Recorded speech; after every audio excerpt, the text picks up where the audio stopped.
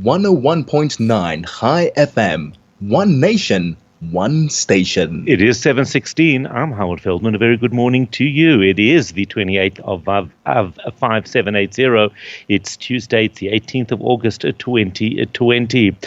Some time ago, a chassid, it sounds like the start of a joke, but a chassid walked into our studio, and I had really no idea what this bloke was going to be speaking to us about. He was visiting South Africa at the time, and I recall being completely blown away by his energy, by his approach, and by the fact that as he is, in other words, visually so orthodox religious, he has traveled around the world building bridges. And I found him completely inspiring. When the UAE deal was announced, I got hold of him and I thought just to ask him to come and speak to us. So the UAE and Israel, of course, as you know and as we've discussed, have agreed to diplomatic relations, and we've decided, we've asked to speak to Shloime Zionce. He's a writer, filmmaker, and a peace activist. Good morning. How are you? Good morning. I'm Good fine. morning. How are you? I'm fine. How are you? Excellent. Thank you. Lovely to chat to you again, although obviously it'll always be better in a studio. Either way, it's absolutely awesome to speak to you. When were you in South Africa? Zanati and I earlier were trying to figure it out, and we couldn't really remember when that was. I believe it was the second or third week of January, right before all the madness started. This year, nonsense. It must have been at least, Zanati, it was like 10 years ago, minimum. It must have been, Minimum. It could not have been this. Could not have been 2020. There's just no chance. But wow, that just shows you time is completely elastic this year. Mm-hmm. We've got no sense of anything. And at the time you were in studio, we spoke about your amazing travels as a Hasidic Jew to various parts of the world, and the warmth and the love and the friendships that you have established all around the world. One of the places was in the UAE. Take us through that. Remind our listeners who might have missed that interview. Okay, so in September of 2019, I made it to the UAE for the first time. It was one of the places that I'd always wanted to go for over 10 years since I was a child. I just wanted to go to Dubai. I thought it was the coolest place in the world. I ended up there, and a friend of mine had told me that you can walk around in Dubai openly as a Hasidic Jew, and no one's going to kill you.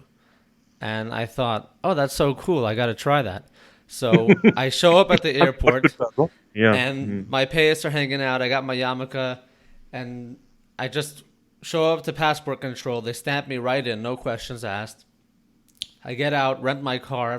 People are waving at me. People are smiling, but nobody's killing me. So I said, you know what? Let me go to my hotel and see if I can make this work. I go to the hotel. Everybody's nice to me. So I said, okay, I'm going to start wandering the streets like this. And all I got were people who wanted to take selfies with me, people who wanted to tell me that I was welcome there, and I was completely blown away. I've returned since then. I was there again in January, the week before I was in your studio. I was in the UAE again, and all I've gotten was love. It's a wonderful country full of tolerant people. It doesn't matter if you're Jewish, if you're Christian, it doesn't matter who you are welcome in the UAE. It's incredible. We spoke on Friday, just as this news broke, we spoke to Ross Creel, who is one of the leaders of the Jewish community there. And he echoed the same thing, is that all they see there, in fact, he spoke about it on the radio, that the first time they had a Shabbat minyan, they didn't have a Torah, but they had Chumashim, and they were all in his lounge, and there's somebody knocked on the door, and they all went scuttling off in different directions to hide, just in case they weren't allowed. It just happened to be the gardener coming to get a glass of water. But they soon realized that there's an incredible amount of tolerance and interest and fascination and acceptance with amongst people. And I thought that is really unbelievable. You've been to the UAE, haven't you? I've been to the UAE, yes. I've been to Dubai on occasion, when I would have a, let's say, 12-hour layover and I would go into the city. But I've never spent considerable time there, which is always the better way. Just spending a few days is how you can actually get to know the people. So I've always found it to be tremendous. In your experience, and where else have you traveled to in the Middle East, or in what we would have considered dangerous areas for a Hasidic Jew? Well, I've been to Egypt, Jordan, the UAE, Saudi Arabia, Qatar, Bahrain, amazing. Turkey, Afghanistan. And what's your experience in those places? Pick one or any of those and tell us about that. So everyone is different. I think Turkey still has a way to go for tolerance. Obviously, I'm not going to walk around Afghanistan like a Hasidic Jew. I tried the same thing in Qatar. It wasn't bad, but it wasn't the same as the UAE. Saudi Arabia is not culturally ready to make peace with Israel, in my opinion. I think it's going to happen one day, but I don't think they're going to be the next. Really? I walked around Bahrain as an openly Hasidic Jew. That was a wonderful experience. They definitely might be next. Yes, I believe that there is talk that there might be one of the countries, one of the areas to follow. Who do you think will be next? I don't like to make these kind of predictions. The main thing I think is important that there is going to be another one, and hopefully many more. I like to look at the conflict in the Middle East as a metaphor for conflict all over the world. And judging by what happened on Thursday, if the United Arab Emirates and Israel could make peace, which is an Islamic country and the only Jewish state can make peace, anybody can make peace anywhere. So this is super inspiring. And I think we all need to internalize that and realize that all conflict is unnecessary and it can be worked out. There seems to be a trend at the moment to distinguish between the people of the country and the governments of the country. And we've certainly seen that in Iran. We see Israel constantly reaching out to the people of Iran and distinguishing between the two. Is this an observation that you've made on your travels as well?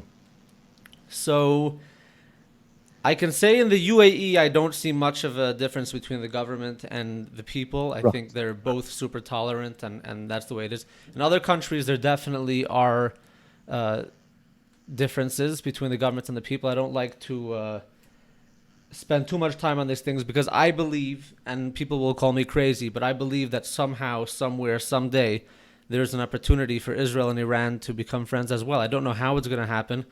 But I think once people realize that it's better for everybody, and if we truly have the best in mind for the people, then the governments should take that action and make it happen. I happen to share your view, and maybe it's incredibly naive, but I do believe in the goodness of man and the goodness of people, that people connect because we all essentially want the same thing. What do we all want? We want to live happy, contented lives for ourselves, for our wives, for our families, for our children. We want to live in a world that is filled with positive and not negative. I believe that there are very few people in the world that wouldn't see those things as a priority. And that means that essentially, as long as you can connect on a human level and share a shared human experience, there's nothing stopping us from doing that. 100%. And I want to tell you something. There are certain countries, for example, Saudi Arabia, where I wouldn't feel comfortable yet traveling openly as a Jew, meaning that I'll have to hide my payas and my kippah and wear a hat or something. But there have been many times when I've been in Saudi Arabia and I've had a talk with a taxi driver or somebody on the boardwalk. We're looking at the water at sunset. And you can talk to somebody for 10, 15, 20 minutes. And then you say, by the way, I'm Jewish. And it blows their mind because if they would have known you were Jewish in the beginning, they would never have spoken to you. But once they see that you're human and you just want the same things as them, you have an opportunity to completely change somebody's life and change the way they think about the world. And they can change their family. And it's a domino effect that never ends. But how do we amplify the voices of the people that actually believe in peace and tolerance? Because it seems like a lot of media, for example, tends to be hijacked by, all the negative talk. How do we amplify those voices? So I think social media is great for this. In the past, I'd say 20 or 30 years ago, if you had somebody my age living in Israel, I was told my whole life that the Arabs hate you, the Muslims hate you, they want to kill you. And then you could have somebody my age living in Saudi Arabia or in UAE who's hearing the same thing in the media. The Jews are occupiers and they like to kill Palestinian kids or whatever. And that was the narrative you believed because there was no other option. But now you can log into Twitter, Snapchat, Facebook, Instagram, YouTube, and you see real people your age who all they want in life is to be happy and have a good time and do meaningful things. So that narrative that the media controlled once upon a time is they're losing their monopoly, and you get to see real people speaking their opinions. And I think this is one of the things that has contributed to the fact that so many people are open to peace, because they see people on the other side and they see it real. It's unfiltered. It's just, it is what it is. And I think this is a great way to build the connections with people online, social media, make friends, reach out, be open to people who are different. I think it's a wonderful thing. Yeah. Just tell us about your journey. How did you get to become a peace activist? Well, it sort of happened by accident. It's a long story. I'll try to make it really short. I went to Egypt when I was 18 years old. I was learning in yeshiva in Israel, and a friend of mine and I, we decided to go to Taba, which is right at the southern border of Israel with Eilat. We went there for 24 hours. We were terrified. We thought we were doing the most dangerous thing in the world. And we literally called a friend in Israel. We told him, listen, we're going into Egypt for 24 hours. If you don't hear from us in 24 hours, call the army, call the CIA, call everybody. We're in big trouble. We go over the border. We turned off our phones. We didn't even know that it was so close to Israel that our phones would still work.